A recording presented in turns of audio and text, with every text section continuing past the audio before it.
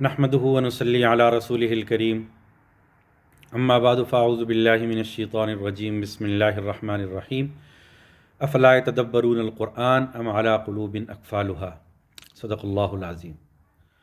شروع اللہ کے نام سے کہ جو بڑا مہربان نہایت رحم فرمانے والا ہے۔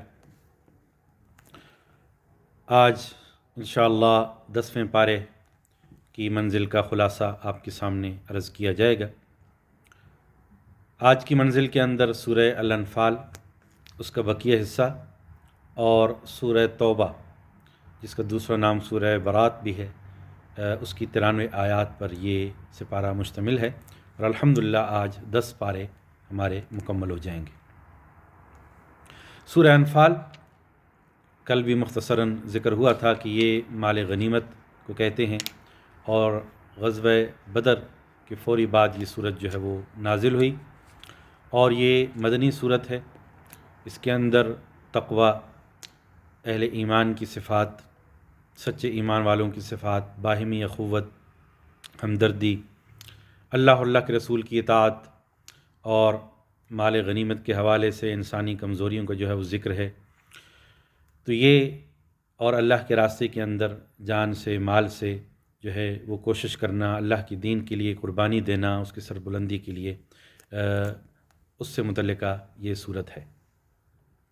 10ویں پارے کے آغاز کے اندر مال غنیمت کا مصارف کا جو ہے وہ ذکر کیا گیا۔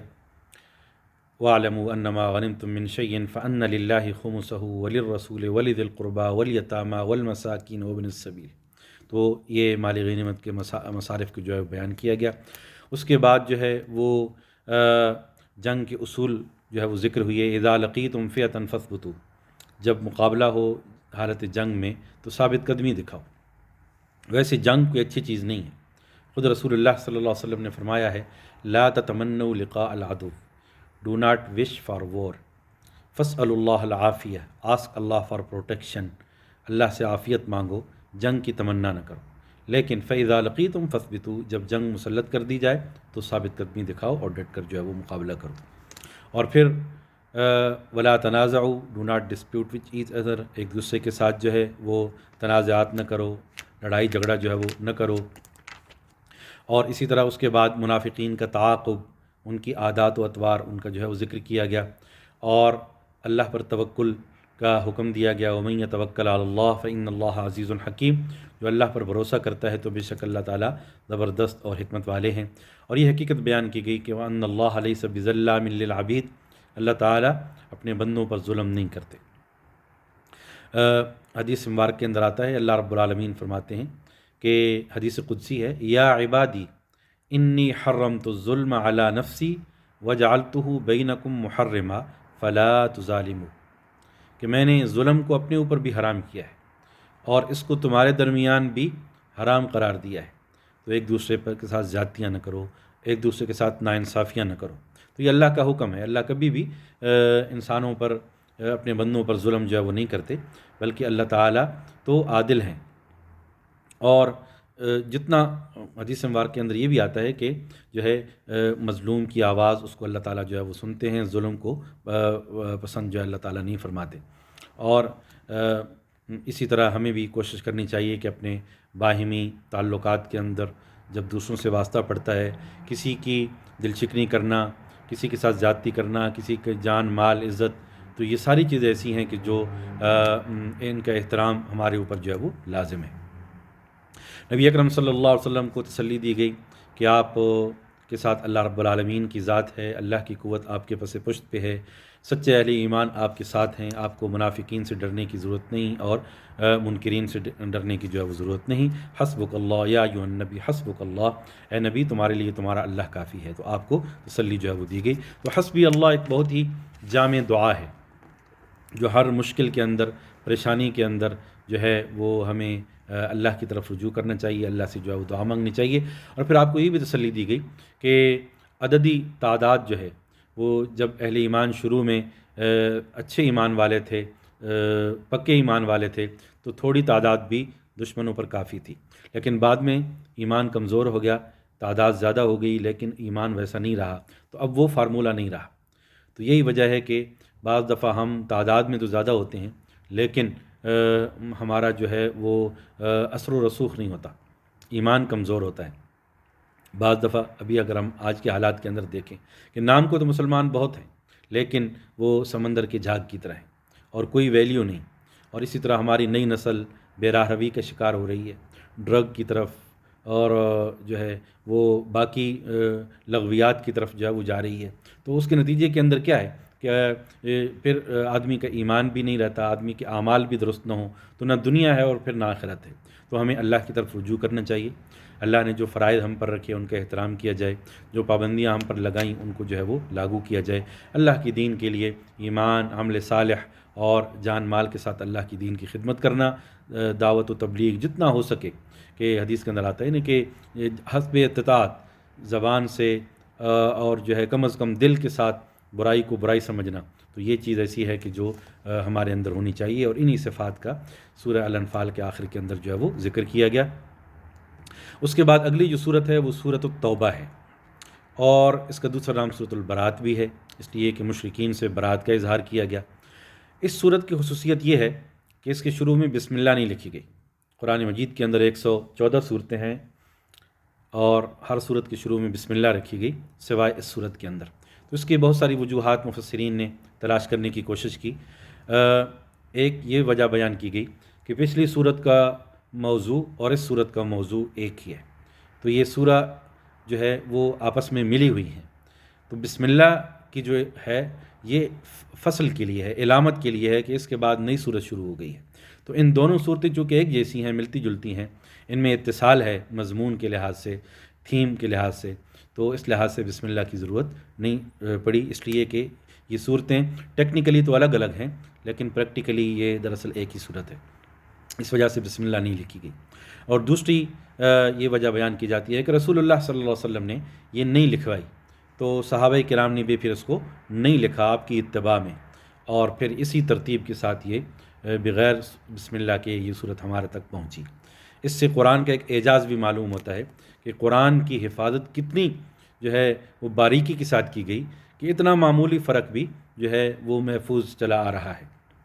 اور قرآن کی جتنی بھی ترتیب ہے، چاہے صورتوں کی ترتیب ہو، چاہے پاروں کی ترتیب ہو، چاہے جو ہے وہ آیات کی ترتیب ہو، یہ ساری توقیفی ہے اللہ رب العالمین کے حکم سے، اور رسول اللہ صلی اللہ علیہ وسلم کی ہدایت کے مطابق یہ چیز ساری ترتیب ہمیں ملتی ہے۔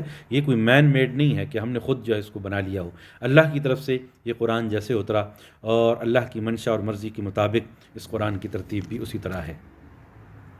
اور اس کے بعد اس کے اندر پہلی آیات کے اندر وَأَذَانٌ مِّنَ اللَّهِ وَرَسُولِهِ، اللہ اور اللہ کے رسول کی طرف سے اعلان ہے حج اکبر کے موقع پہ کہ ان اللہ بریء من المشرکین، بے شک اللہ تعالیٰ مشرکوں سے، شرک کرنے والوں سے بری ہیں۔ تو اذان کا مطلب ہے اعلان، اناؤنسمنٹ۔ یہ وَأَذِّن فِي النَّاسِ بِالْحَجِّ، لوگوں میں حج کا اعلان کر دو۔ تو یہ اذان بھی نماز کے لیے جب ہم لوگوں کو بلایا جاتا ہے اس کے لیے بھی اذان کا لفظ ہے، announcement, announcement for prayer, announcement for congregational prayer, باجماعت نماز کے لیے لوگوں کو بلایا جاتا ہے، تو یہ ایک اعلان ہے۔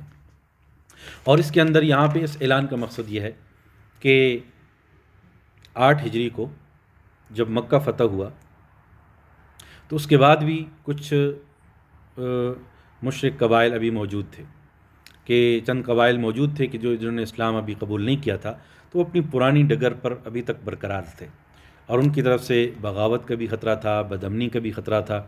اور پھر یہی نہیں بلکہ دین اسلام کی فلیکسیبلٹی دیکھیے کہ مکہ بھی فتح ہو چکا ہے اور اب پھر بھی مشرک حج کے لیے آ رہے ہیں۔ تو 8 ہجری میں جو ہے وہ اور 9 ہجری میں 2 حج ہوئی جن میں مسلمانوں نے بھی حج کیا اور مشرکین بھی حج کرنے کے لیے آئے۔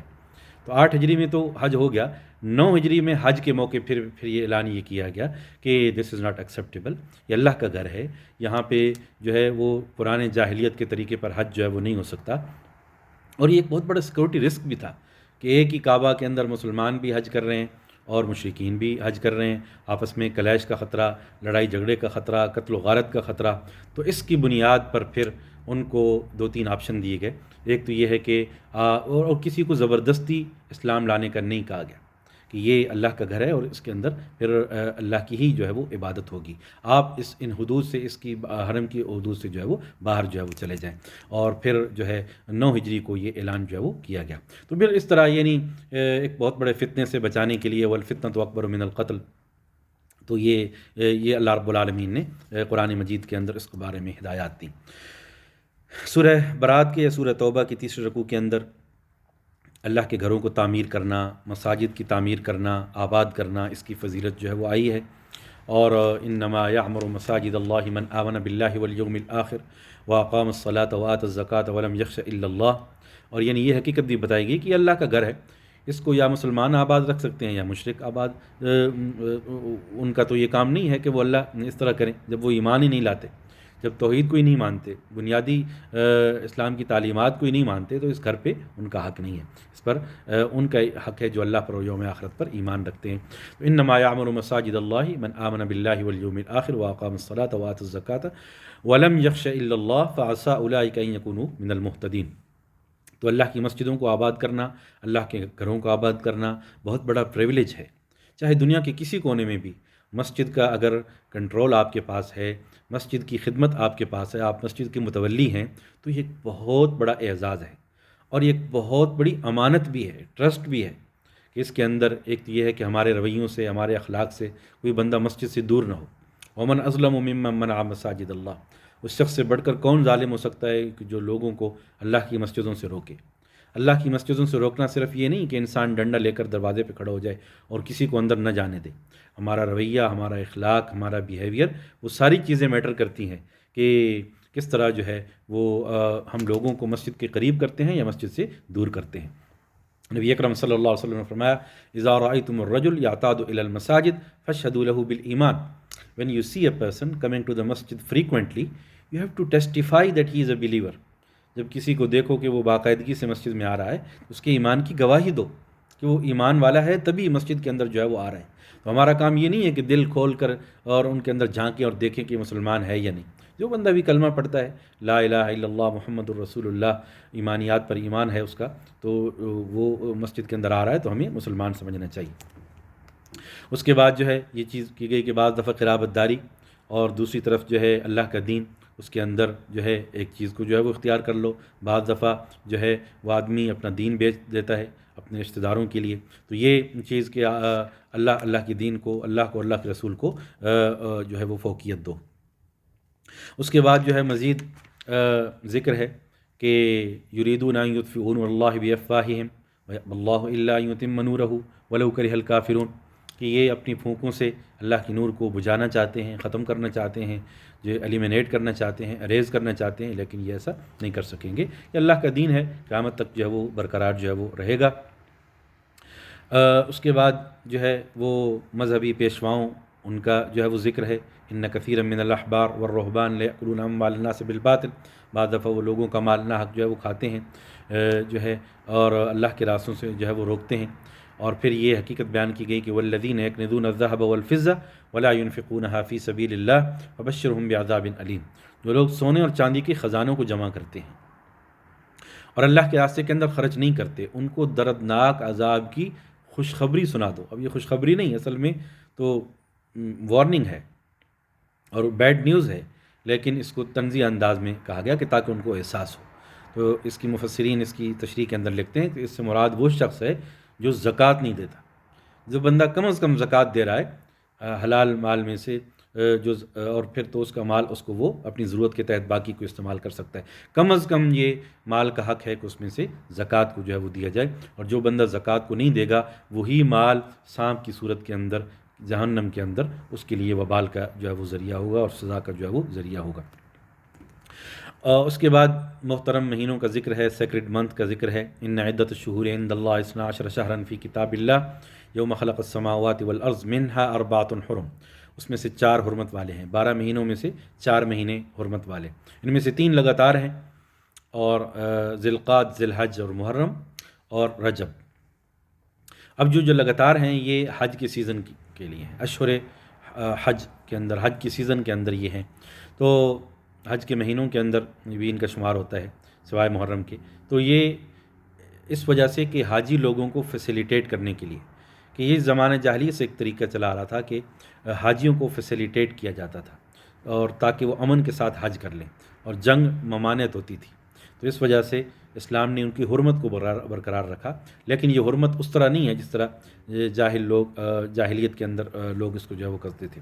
ان کی حرمت برقرار ہے، اور اس طرح کے یہ محترم مہینے ہیں، حج کے مہینے ہیں، اور ان کے اندر جو ہے وہ نیک اعمال ان کی جو ہے وہ فکر کرنی چاہیے، گناہوں سے جو ہے بچنا چاہیے۔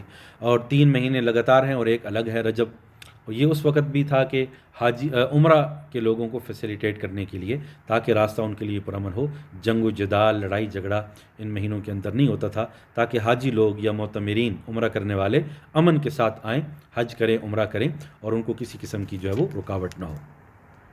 اب محرم، اس سے اسلام کے جو ہے وہ سال کا بھی آغاز ہوتا ہے، ہجرہ کیلنڈر کا یہ جو ہے وہ پہلا جو ہے وہ مہینہ ہے۔ اور ہجرہ کیلنڈر جتنی بھی اسلام کی پریکٹسز ہیں، روزہ ہے، عیدین ہیں، حج ہے، تو ان سب کا انحصار انہی جو ہے وہ ڈیٹس پر ہے۔ تو اس لحاظ سے اس کی اہمیت اور سیکریٹنس بھی ہے کہ اللہ کے رسول صلی اللہ علیہ وسلم نے امت کے لیے اس کیلنڈر کو پسند فرمایا، چوز فرمایا۔ ویسے سورج بھی اللہ کا ہے، چاند بھی اللہ کا ہے۔ سورج کا کیلنڈر کوئی کافر کیلنڈر نہیں ہے کہ ہم اس کو نہ مانیں، وہ بھی اللہ کی مخلوق ہے، وہ بھی ایک کیلکولیشن ہے، یہ بھی ایک کیلکولیشن ہے۔ البتہ دین کی تعلیمات کے لیے اور ان کو اپلائی کرنے کے لیے ہجری کیلنڈر کو چوز کیا گیا، اور اس کے اندر دیر آر ریزنس، اس کے کچھ وجوہات ہیں، کچھ مصلحتیں ہیں۔ اس کی پہلی خصوصیت یہ ہے اس کی لیونر کیلنڈر کی، قمری کیلنڈر کی، کہ یہ روٹیٹ ہوتا ہے۔ اب اس روٹیشن کا کیا فائدہ ہے کہ رمضان ہے تو وہ پورے سال میں ہجری عیسوی کیلنڈر کے کمپیئر کریں تو وہ روٹیٹ ہوگا۔ ایک سال ہم نے دسمبر میں روزے رکھے، ایک سال ہم نے نومبر میں بھی ہم نے روزے رکھے، اکتوبر میں بھی رکھے، اگست میں بھی رکھے، جولائی میں بھی رکھے، جون میں بھی رکھے، مئی میں بھی رکھے، اپریل میں بھی رکھے، مارچ میں بھی رکھے، فروری میں بھی رکھے، اور جنوری میں بھی رکھے۔ اس روٹیشن کا یہ فائدہ ہوا کہ سال کے چاروں ویدر میں ہم نے روزے رکھے، اور سال کا کوئی دن نہیں گزرا جس میں ہم نے روزے نہ رکھے۔ تو اس طرح یہ حج بھی ہے، پورے سال وہ روٹیٹ ہوتا ہے، سردیوں میں بھی آتا ہے، گرمیوں میں بھی آتا ہے، بہار میں بھی آتا ہے، خزاں میں بھی آتا ہے۔ تو ہمیں اللہ کی عبادت سال کی 365 دن کی برکات ہمیں نصیب ہو گئیں کہ ہم نے ہر جنوری میں بھی، فروری میں بھی، مارچ میں بھی، اپریل میں بھی، جون میں بھی، جولائی میں بھی، اگست میں بھی، ستمبر، اکتوبر، نومبر، دسمبر، سارے مہینوں میں لوگوں نے حج بھی کیے۔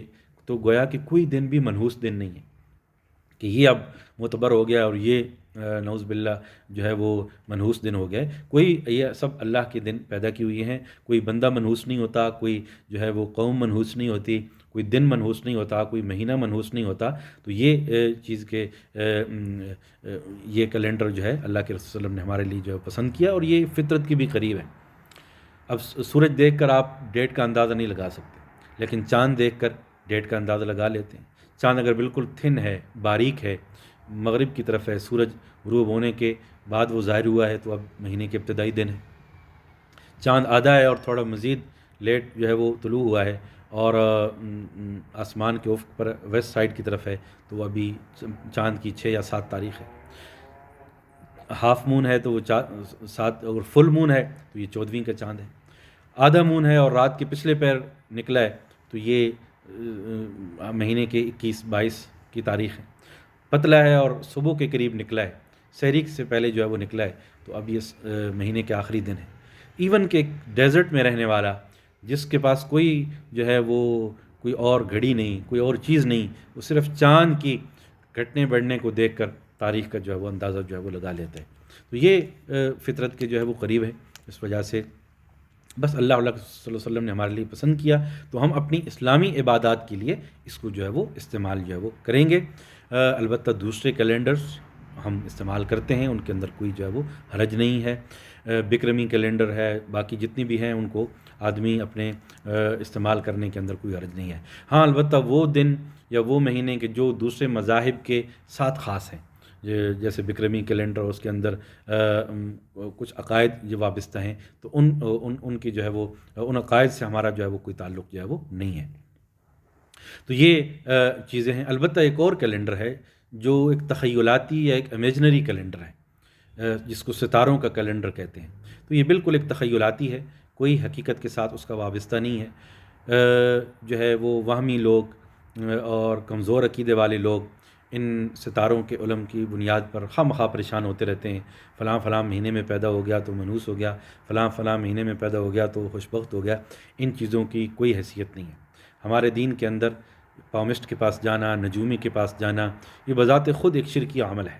جو بندہ کسی پامسٹ کو ہاتھ دکھاتا ہے اپنی قسمت بتانے کے لیے، یا کسی نجومی کے پاس جاتا ہے فیوچر کے حالات کو جاننے کے لیے، وہ بذات خود ایک شرکیہ کام کرتا ہے، اس کی 40 دن عبادت قبول نہیں ہوتی۔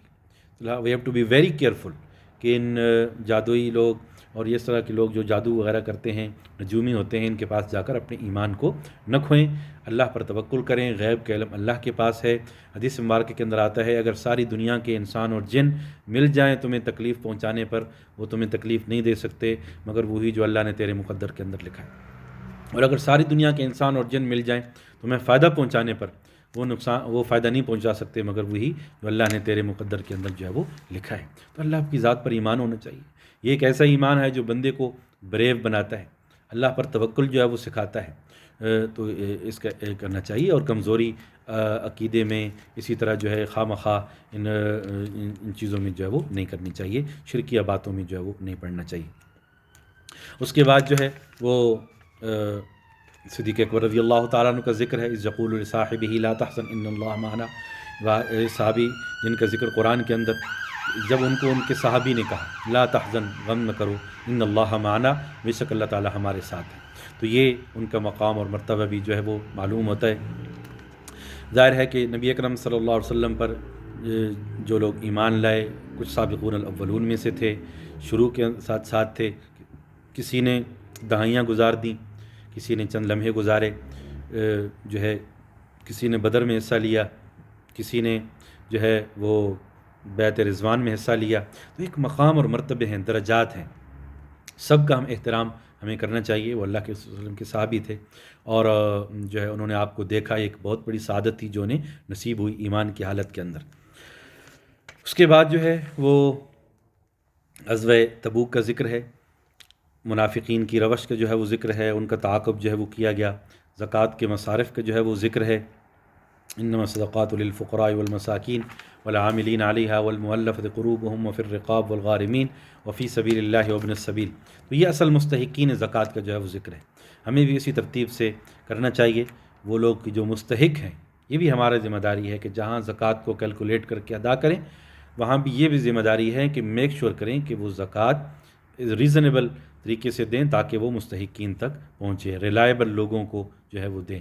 اور مسکین کے اندر حدیث کے اندر آتا ہے کہ مسکین وہ نہیں جو لوگوں سے مانگتا پھرتا ہے اور جو ہے بکھاری بنا پھرتا ہے، اصل مسکین وہ ہے کہ جس کی ضروریات ہیں اور اس کے پاس کھانے کو نہیں، اور اس کے پاس اپنی ضروریات پوری کرنے کے لیے نہیں، وہ مسکین ہے۔ اور اس کا یہ بھی ہو سکتا ہے کہ وہ دوسروں سے نہ مانگ رہا ہو سکتا ہے کہ لوگ اس کو مسکین نہ سمجھتے ہوں۔ تو یہ ہمیں تحقیق کرنی چاہیے کہ جو اصل مستحقین ہیں ان تک اپنے زکوٰۃ و صدقات کو ادا کیا جائے۔ منافقین کا ذکر ہے، المنافقون والمنافقات بعضهم من بعض یأمرون بالمنکر وینہون عن المعروف، کہ لوگوں کو بری باتوں کا حکم دیتے ہیں اور نیکی سے جو ہے وہ روکتے ہیں۔ تو یہ ان کا روش ہے، اس سے ان کو متنبہ کیا گیا کہ، اور ان کے آگے انجام کا بھی جو ہے وہ ذکر کیا گیا۔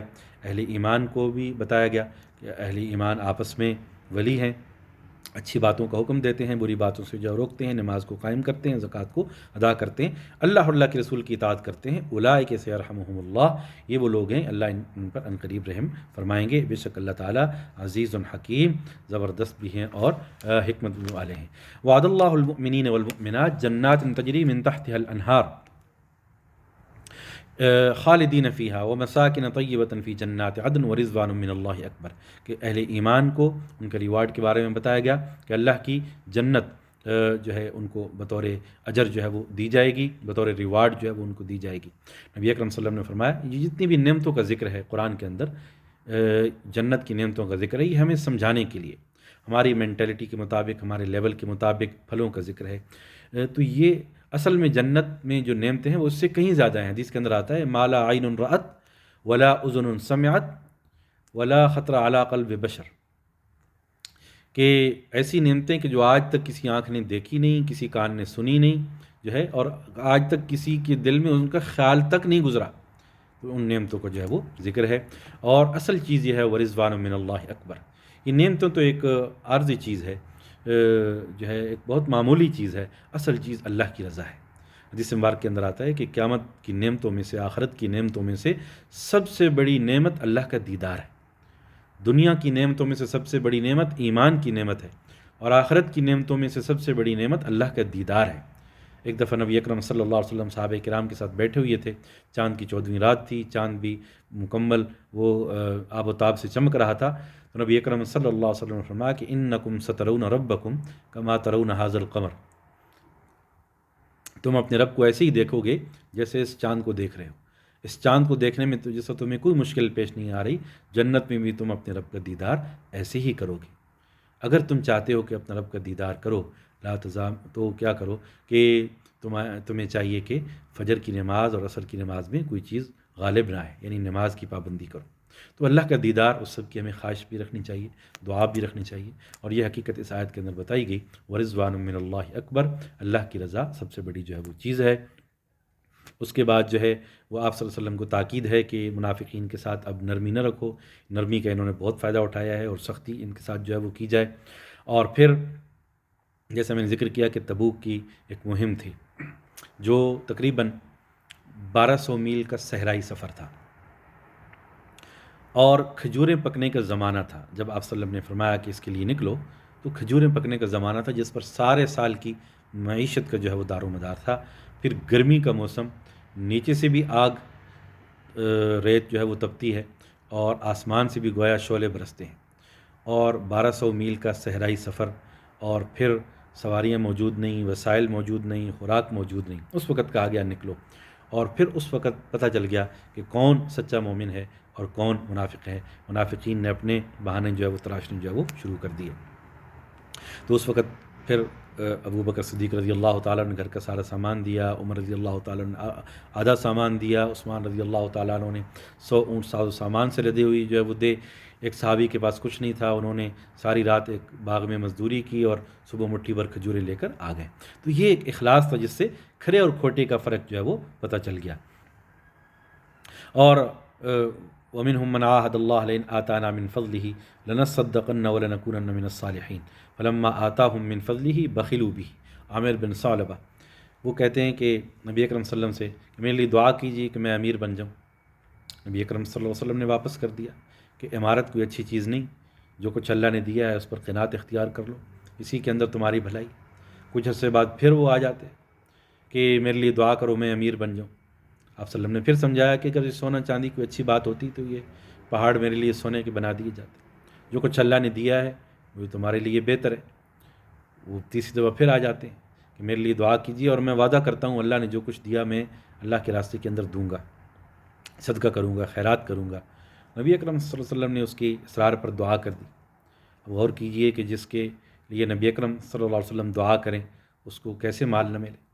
وہ جو ہے راوی حضرات فرماتے ہیں کہ وہ اتنا مال ان کا بڑھنا شروع ہو گیا جس طرح کیڑے مکوڑے بڑھتے ہیں۔ ان کی بکریاں، چند بکریاں تھیں، لیکن پہلے مسجد نبوی کا نمازی تھا، اب وہ بکریاں بڑھ گئیں تو گھر کم پڑ گیا، صحرا میں جانا پڑا، وہاں سے پھر جمعے کا نمازی رہ گئے۔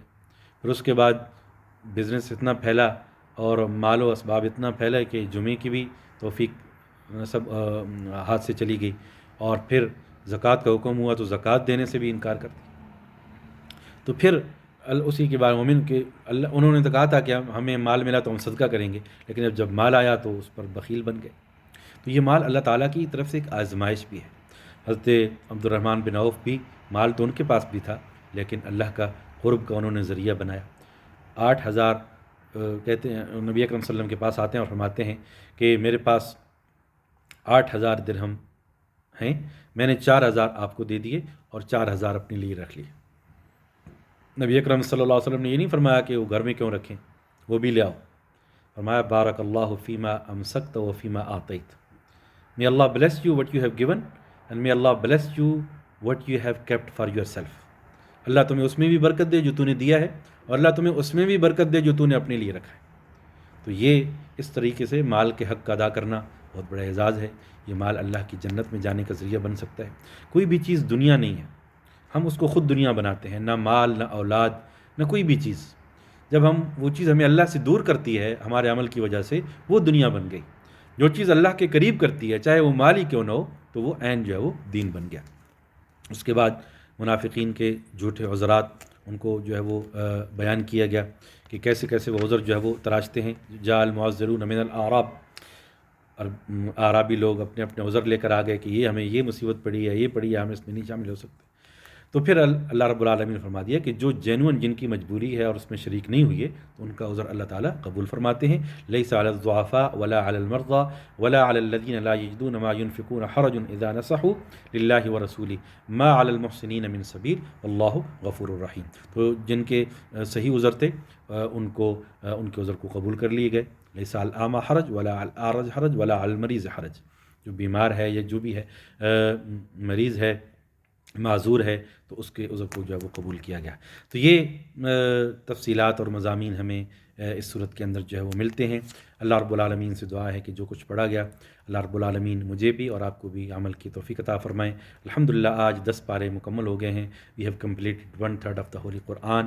ان تفسیری نقاط کو میں جتنا ہو سکے سمرائز انداز میں آپ کے سامنے بیان کرنے کی کوشش کرتا ہوں۔ بعض دفعہ اس میں کچھ چیزیں رہ جاتی ہیں، لیکن کم وقت میں اب اس کا یہی ہے، میرے موبائل کی میموری بھی اس میں اس سے زیادہ وہ بالکل سٹاپ ہو جاتا ہے، موبائل بھی جو ہے وہ بالکل ریکارڈ ہی نہیں ہو سکتا۔